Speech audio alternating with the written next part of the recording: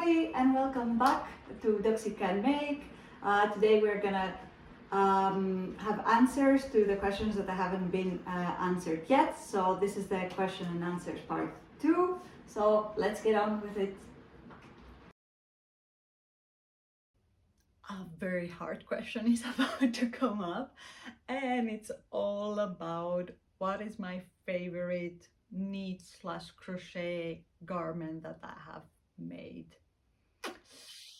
that I have ever made.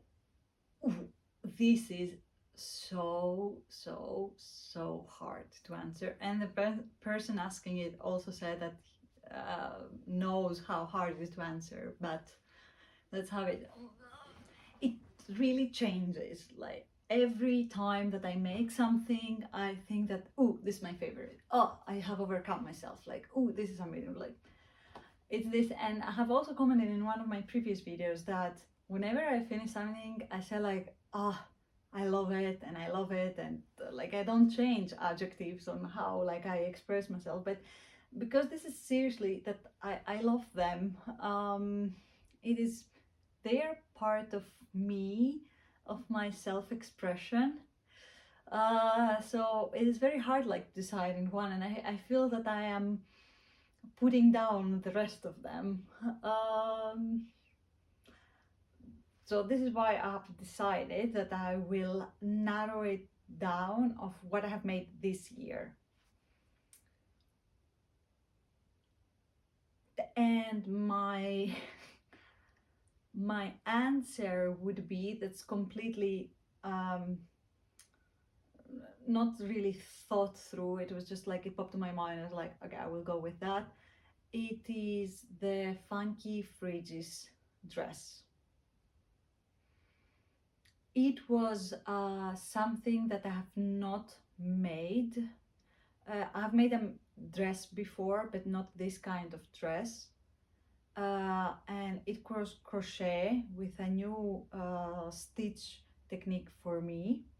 And it was my first big crochet garment. And the colors that I used, which was all the colors of the rainbow, made it the favorite. That and the fact that it had fridge. If you know me or get to know me, one of the things that you can know is that give me fridge and take my soul. Like, I love a good fridge on stuff. So that is the combination. The colors that I chose, like final result and the fridge, in the end made it one of my favorite garments to wear, and I was very proud of what I've made. But I'm also proud for every single one of the garments that I made. So it is such a hard question to have. But thank you for asking it. It made me think. But yeah, the Funky Fridges dress was by far my favorite this year. And yeah, those are questions that they have been asked by different people. But what I love is how much they can interconnect with each other. In a way, because the next question is on how do I decide which colors to use for the garments that I made. Very good question, because it made me think on how exactly my brain thinks about it. And what I noted down is in between the pattern, how the pattern looks like, and what kind of inspiration it gives me, what is missing from my wardrobe, are there any colors that I would like to have. And even though I have one almost black garment, I still don't knit in black. I don't knit in black not because I don't like it as a color, just because it's so hard like to knit. It needs so much light, and currently in Finland we're going towards the time of the year that we have no light. And so yeah, mistakes are gonna be there, so that's why I'm avoiding it. What I'm writing here, I said like yeah, it depends on my mood as well, or what kind of mood I am. Sometimes, believe it or not, with all these colors that I wear, I can also have moments that I choose neutrals, as shocking as it can sound. So yeah, um, also it comes from inspiration that I see from colors. So I might go to the yarn shop and I have one color in my mind, um, for a specific pattern, because usually I'm a knitter that pickups, or crochet that pickups color, um, or pickups yarn for a specific project. I try not to buy like random skeins here and there. I did that in the beginning and I saw that it was not exactly helpful. So then I decided, like, okay, projects. And even if I don't make that specific project, then I can see how I can repurpose it. So yeah, if I go with a specific color in my mind at the yarn shop, it might happen that I will change my mind as I see the colors there, like in person. And I usually shop yarn in person, or I rarely actually buy yarn from the internet without having seen the yarn, or we haven't have it before. Um, yeah, what else have I wrote there? And that I am in doubt, pink and red are always a good choice, and especially pink. But I have been trying now, challenging myself not to choose those specific colors and go with something that I don't have. And usually I go with pop of colors because it just makes my day. Um, I love surrounding myself with colors, and as you can see, and from my makeup to the garments that I wear, and yeah, this is what I like. This is how I usually like choose. It's a multi-factor equation, not just a simple factor.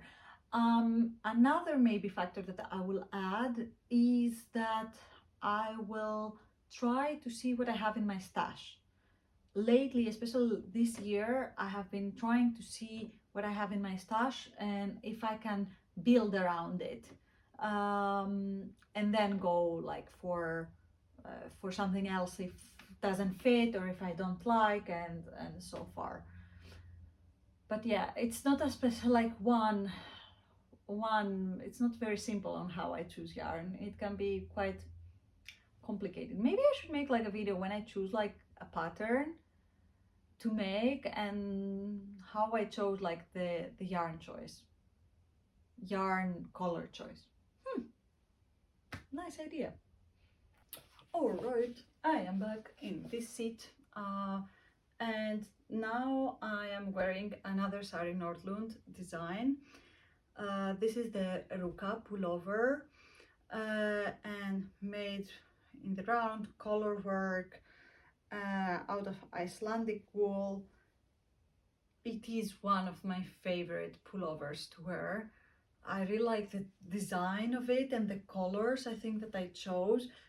There is my most neutral like side here, if we can call this sky blue neutral.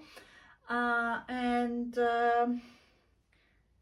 yeah, it's just so warm, and you just put it on and you don't have like a lot of things like to wear with that.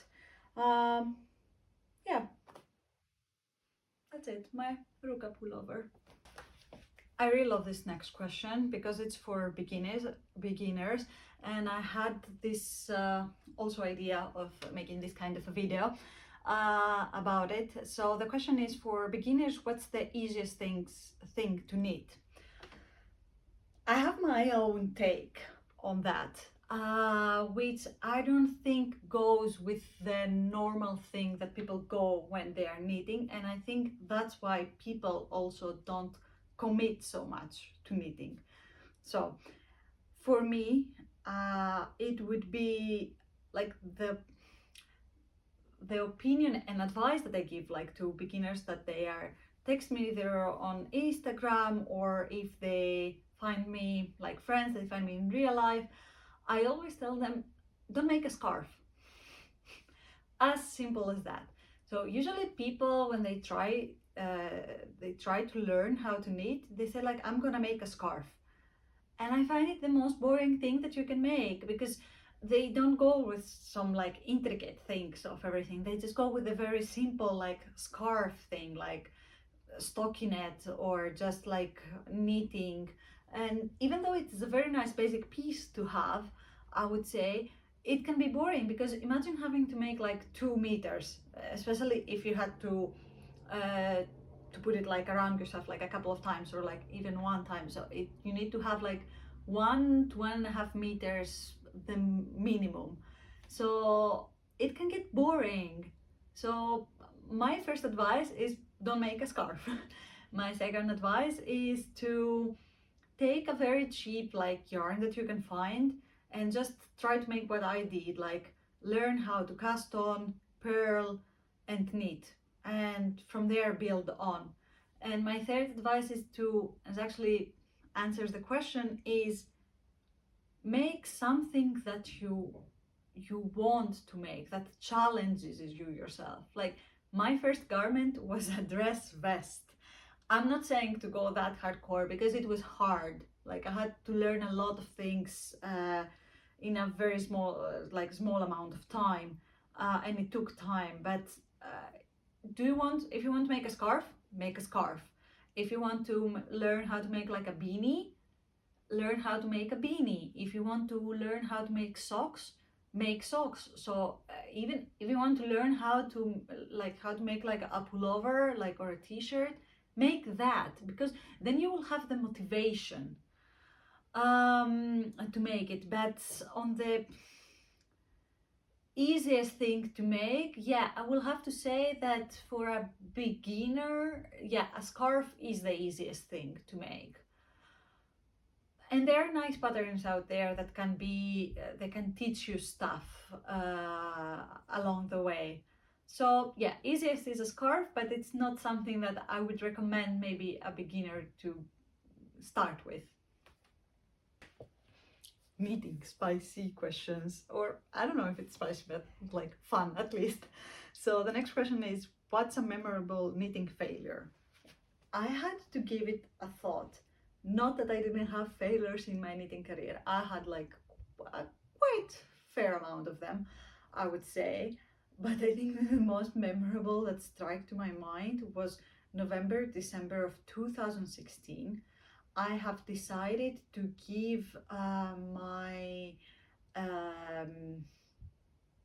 give myself a chance on making a Marius pullover, which is a classic Norwegian pattern, and I have seen it all over my Instagram feed, especially because of an account that I was following.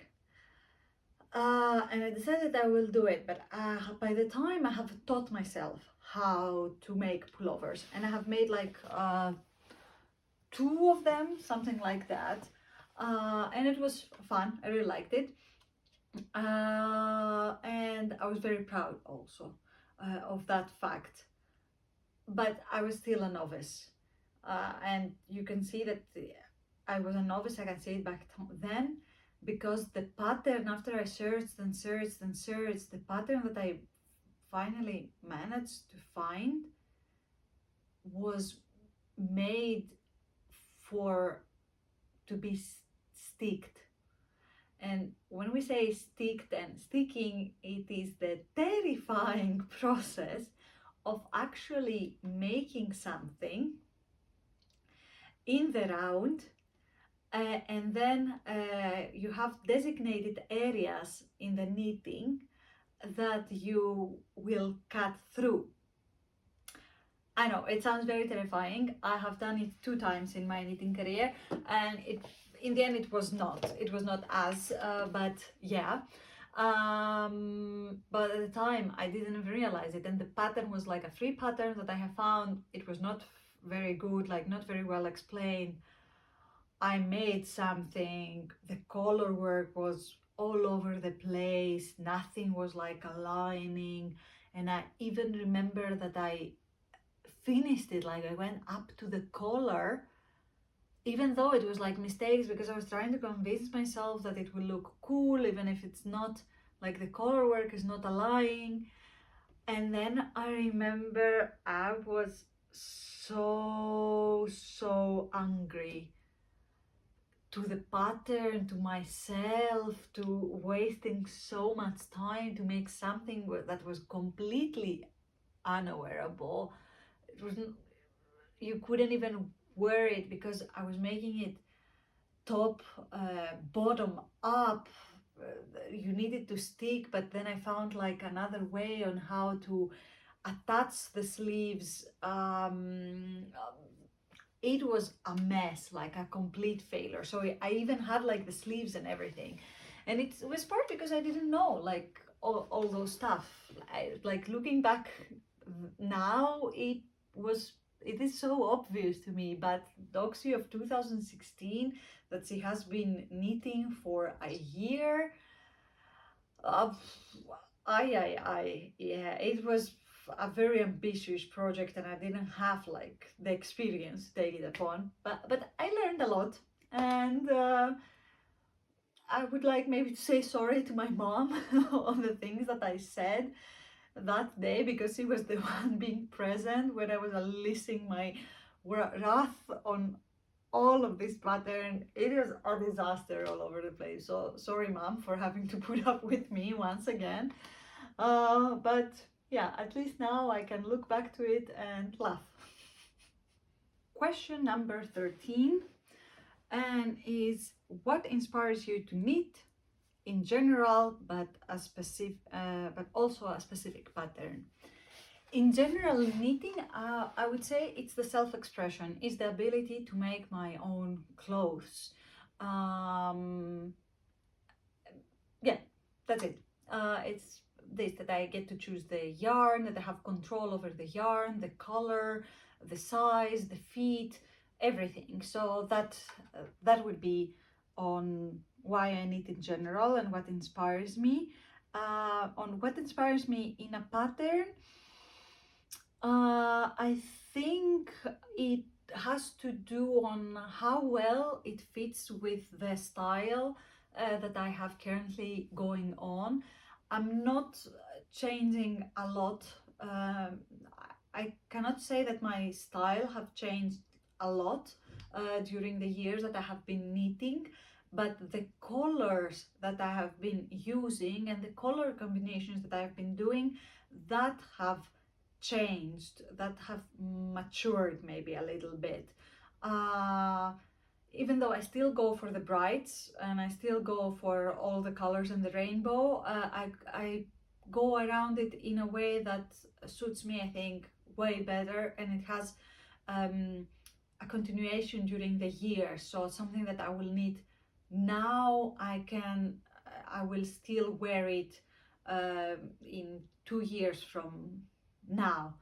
I have that in my mind when I'm also like picking colors. And then it has to be interest, the pattern, what it has like on itself, like if it's color work or if it's like different uses of stitch patterns that makes like a nice intricate a cardigan, what I'm missing again like from my wardrobe.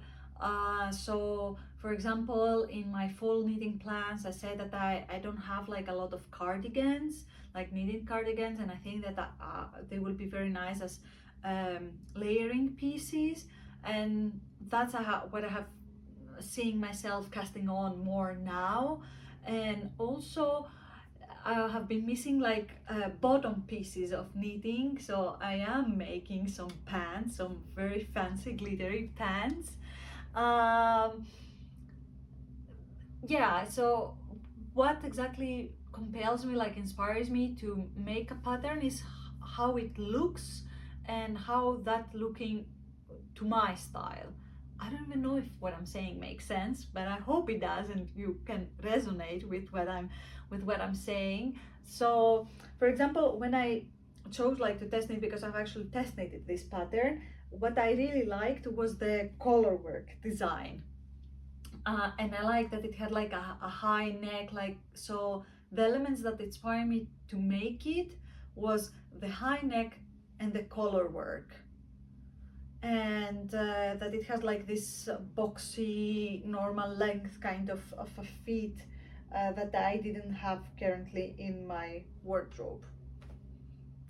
So I think that would be the answer for that question. All right, so next is if I have any other creative hobbies apart from knitting and crocheting.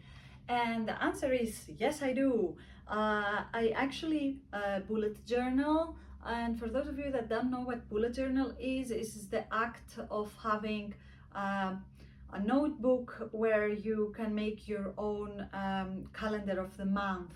And usually the month has like a theme, and like you decorate around and you make like a calendar, some habit trackers, and or any kind of trackers that you might want. I have a memory like page for that month that I write like nice things or not so very nice things that have happened in the month. And then I have my weeklies where I just made like for each day I have an dedicated box, and I write um, my to-dos or appointments and stuff like that. Um, and I even had back in 2020 21, I even started an account for my bullet journal. But yeah, I really like it because it helps me organized, and it really helps get my mind organized when I have everything like written down, and it empties my mind so I don't have to worry and they just keep piling up inside my mind and then anxiety takes over. So I really like that part. And I get to play again like with colors and self-expression and put all of my stickers and washi tapes that I have accumulated. It's a very nice hobby, I would say. And then I have jewelry making. I used to do it as a kid, as I said before, but recently I have picked it up, and especially this past summer, I would say. And I have quite some of them. Like, for example, one of them, it's here, and it is super fun like to have them. And I have been seeing that since I have made them, I have been going more and more towards them, like to wear them, and I have been wearing them a lot. I have made some nice ones for my sister and for my mom, and some as a memory for friends of mine. And Yeah, that's another one. And last but not least is cross stitching. I haven't picked it up, to be honest. I haven't picked it up since 2021, 22.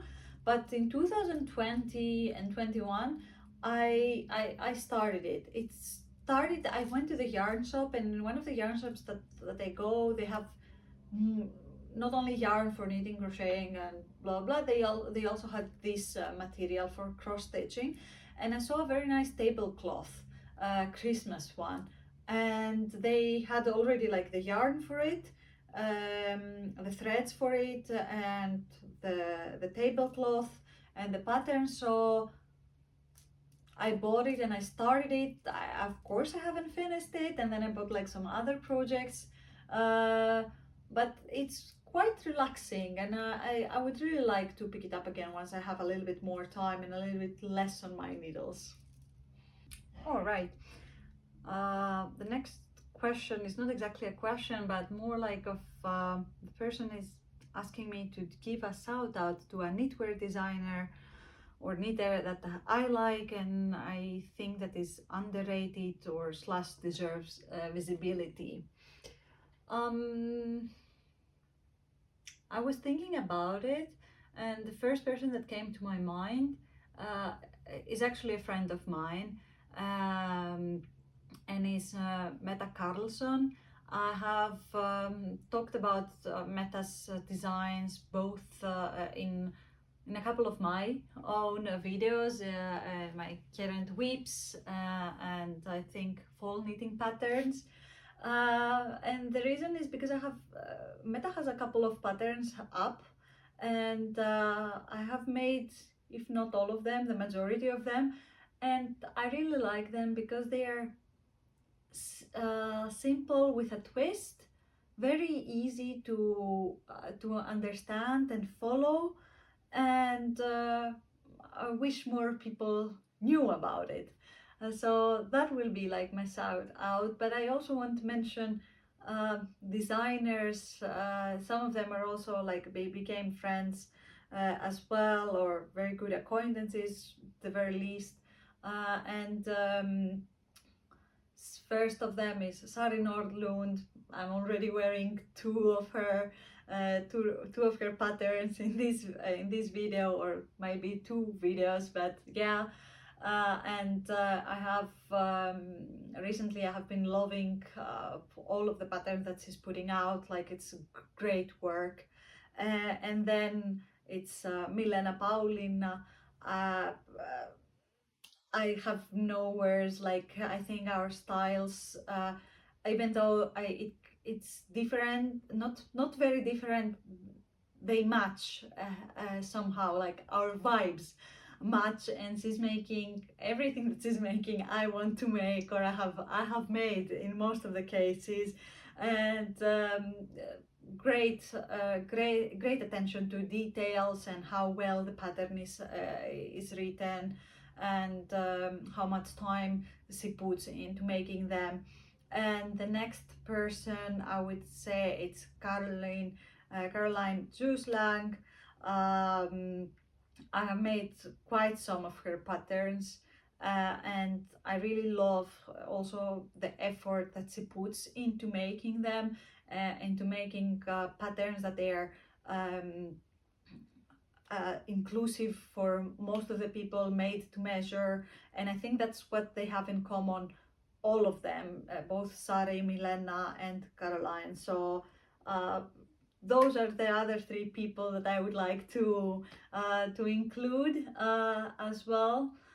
But if you had to check out one of them, please check my friend's Meta, both account and shop on Ravelry. I will put like some links down below. So yeah. For this question, I will need the help of my knit, one of my whips. This is the seed cardigan test knit that I'm doing for Meta, my friend Meta Carlson.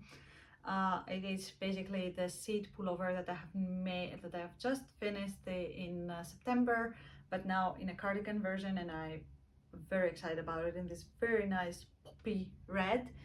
And the question is about my knitting style. And for those of you that have seen some of my maybe vlogs or on Instagram, some reels that I have uploaded, you might have noticed that I actually don't knit like this, but my yarn goes around my neck like that, and then to keep the tension I thread it around my fingers, and I use this basically hand to control to control the motion, and it goes something like this. So this style is it's a combination. A lot of people recognize it as Portuguese, but I do believe that I have a little bit of a difference with the Portuguese style, because from what I've seen from Portuguese people is that they keep the tension with this hand, so it goes something like that. And then I don't know how they throw like the yarn. We throw it quite similarly, but yeah, and I had some comments from Portuguese people thinking that we do the same. So I would say it's a mix of a Greek and Portuguese style. And my knitting style, It's thanks to my aunt, the first cousin of my grandma, and because when I started like knitting, and I told her like, Aunt Sula, I'm knitting now. I have taught myself how to knit, and then she kind of heavily criticized me.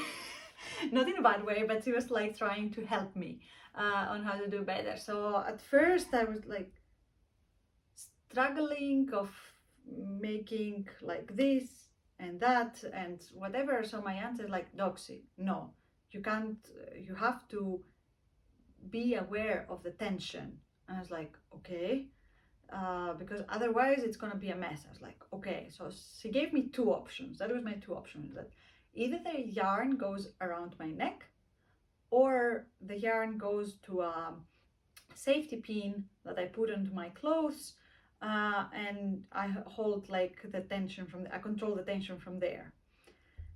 I didn't like the option with the safety pin because I was thinking that I would like to knit not only like at home but anywhere else.